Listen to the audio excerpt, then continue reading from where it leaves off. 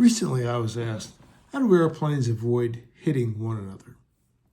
Well, that happens largely through the efforts of the air traffic control system, a system of computers, radars, air traffic controllers that monitor what's happening with airplanes through all phases of flight.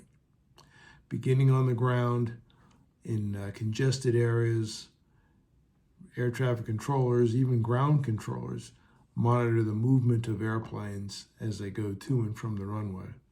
You might have heard some recent examples of airplanes actually clipping wings and smacking into each other, usually in the terminal phase, pushing back at a very, very slow speed, causing damage that has to be investigated.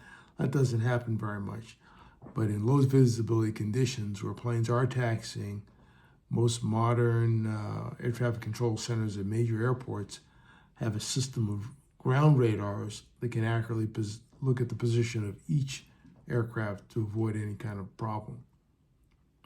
In the terminal phase, when airplanes are leaving or coming together, that's when they're closest together. Think of it in terms of a giant ice cream cone where everybody starts at a common position and expands out.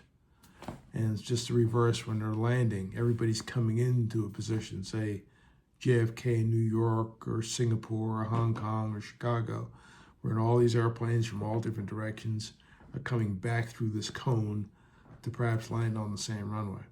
So as airplanes get closer and closer together, the need to separate them becomes greater.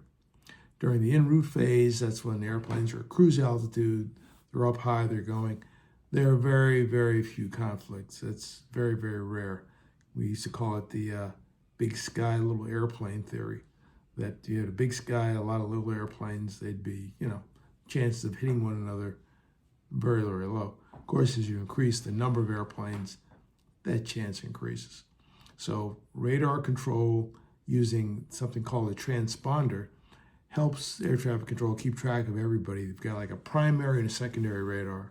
The radar from the ground will pick up the airplanes in the sky pretty well, just in general positions.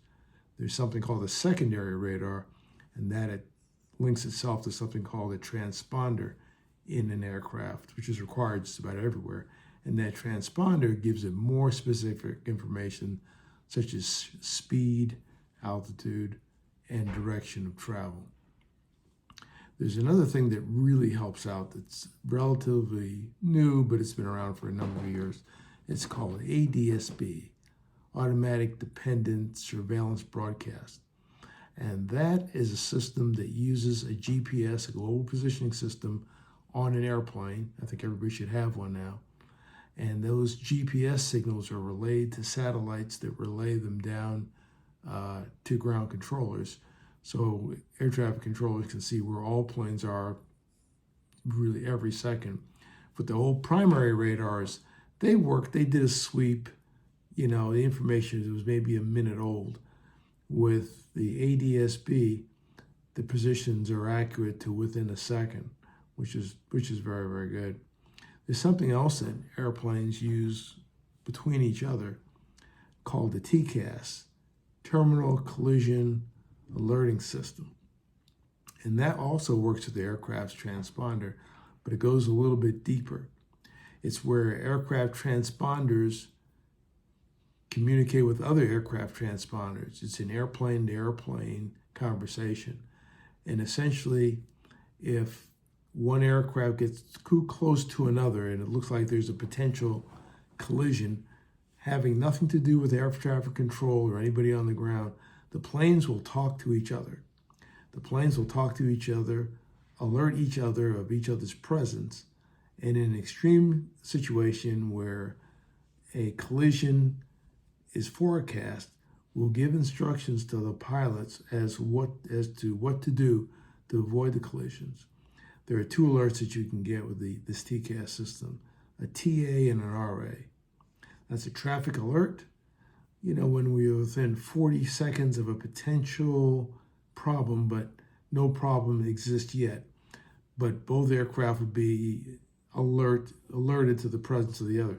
It can be more than two airplanes. It can be multiple airplanes.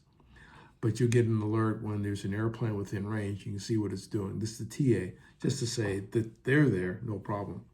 If you get an RA, that's a resolution advisory, and that is one where physical maneuvering of the airplane is necessary to avoid what the system believes will be a collision. It's highly accurate, and it's more accurate than anything a ground controller can tell you. And in fact, it's a worldwide requirement to follow the instructions of the airplane equipment, even if it's different than what the controller says. Or if you here have no controller, you get an RA and you'll get a voice in the cockpit that'll tell you, to climb or descend, or stop descending. It'll basically direct a maneuver to avoid a collision. And that's something that's done manually. There's no automatic system that does it. The pilots have to take positive control of the airplane, disengage the autopilot, and hand fly and get the airplane out of trouble. It's a very accurate system.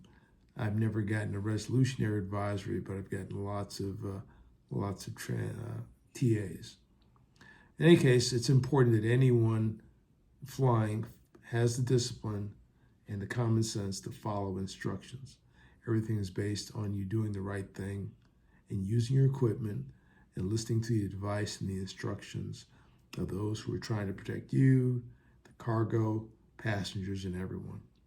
It's a good system. It needs to be modernized because of the amount of air traffic, but that's happening. It's a little bit slow, but we're just trying to increase the safety of everybody flying.